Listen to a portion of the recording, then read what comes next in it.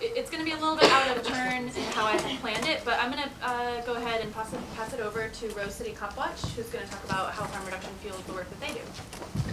And this is Jeff and Maria. Maria. So Rose City Cop Watch is a police abolition organization that's been around since 2003.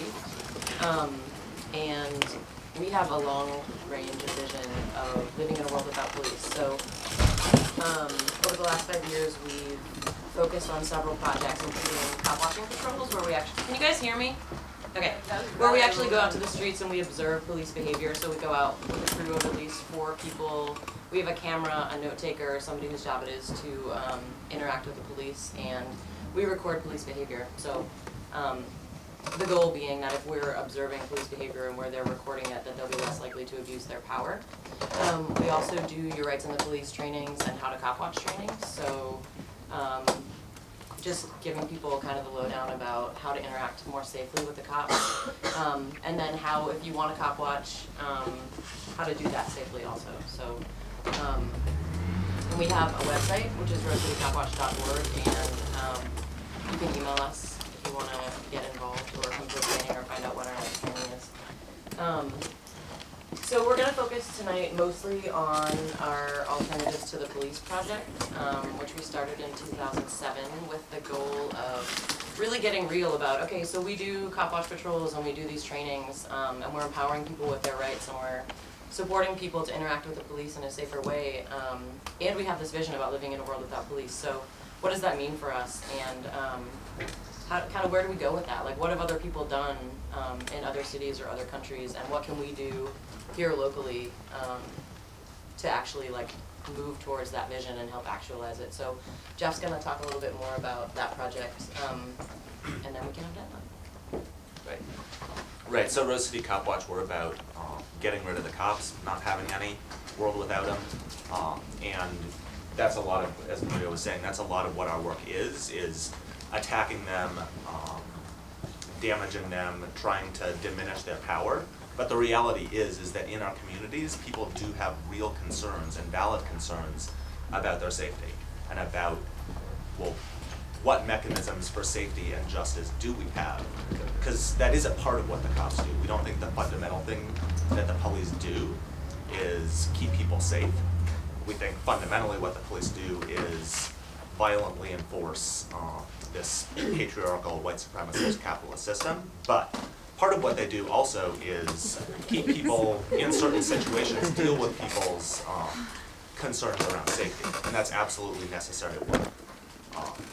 And we recognize that, so we decided to try and figure out, as Maria was saying, what are some non-state, non-violent, non-oppressive means of keeping ourselves and our communities safe in the face of some of the kinds of problems that do exist.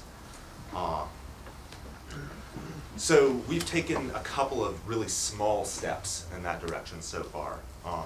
The first thing we did was really self-education and study. Looked at a bunch of different examples of things that could in some way be considered an alternative to the police. And I'm going to talk about a couple of what those examples are. The bad date line that got mentioned was one of them. Some other things, just simply calling a friend instead of calling the police. You know, it is not like your friends can't necessarily deal with every kind of situation that arises, and there's real training that folks need to deal with some situations, but a lot of the time that is an alternative. Also, rape crisis centers that came up in the 1970s, sort of thrown up by the women's liberation movement as a means of women supporting each other in dealing with sexual violence, when largely it wasn't something that was taken seriously by the state. And real shifts have happened in terms of the nature of what those institutions are and how they function, but that certainly was, and to some extent remains, an alternative to the police, a way in which people on a grassroots level supported each other around their needs for safety, and if not preventing violence, dealing with the outcome of it. And some other organizations and projects, there's a grouping, Sisters Liberated Ground, that came out of a group called Sista to Sista in Brooklyn, which is an organization of young women and girls of color. who are doing a lot of different really amazing organizing against the wars in Iraq and Afghanistan, against police violence, and in their community organizing, one of the things they came up against was a real issue for their constituency, for these young women, was sexual violence and harassment. So what they did or tried to do, and this is at this point a project in the past unfortunately, but was to create what they called a Sisters Liberated Ground, which was a section of their neighborhood where both the people did not call the cops, and propagandizing in the community to tell people not to call the cops, but also to make it very clear that violence against women and girls was totally intolerable. And they did some really exciting agitation, propaganda, education around that. It was incredibly ambitious and had limitations, and as far as I know, the organization doesn't exist anymore, but that vision is something incredibly inspiring. Another grouping, the SOS Collective, Safe Outside the System, which is an organization of queer people of color in New York City, who are also doing anti-police violence work, anti-war work, came up against the reality of homophobic violence against queer youth of color on the street in New York City.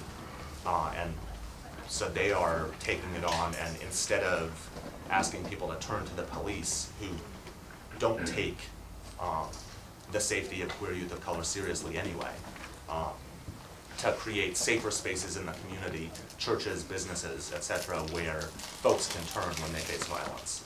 And we actually had a chance to meet with some of them, and they're totally amazing. Two last examples I'm going to touch on. There's a bunch more in our booklet. South Africa, in the midst of the anti-apartheid liberation struggle, the police didn't take the safety needs of black people in South Africa seriously, right? What the police were about was enforcing white supremacy.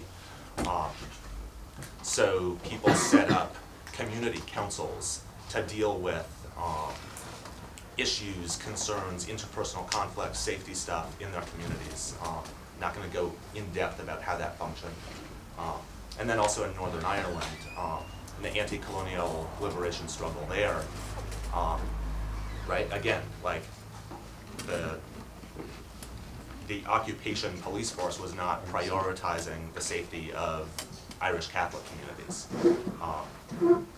and real issues involved, like came up around violence, around drug dealing, around all kinds of things. And initially, the Irish Republican Army tried to be the force that dealt with antisocial behavior. And the Irish Republican Army was really good in some ways about dealing with the British, but the kinds of tactics that are useful in driving out a colonial army are not so useful in dealing with teenagers engaged in antisocial activity, right?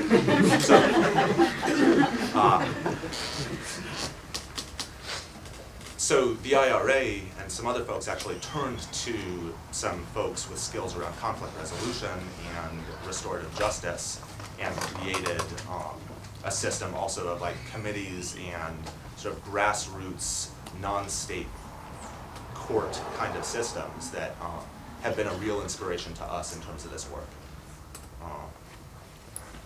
So those are some of the examples we looked at, studied. The next thing we did was write a booklet about some of this, summing it up, introducing some of our thinking around why this work is necessary that Maria laid out, some of the questions that these different examples raise. And it's a draft, but it's an exciting step in hopefully starting a conversation. And then we also had the real pleasure and honor of going down to the Critical Resistance 10 conference in Oakland, giving a workshop about this stuff there, and which was less a workshop and more just discussion with people doing a lot of really amazing work around this stuff, and also met with a lot of the people we read and wrote about, which was super exciting. Couple of issues that came up for us in terms of doing this. And, okay.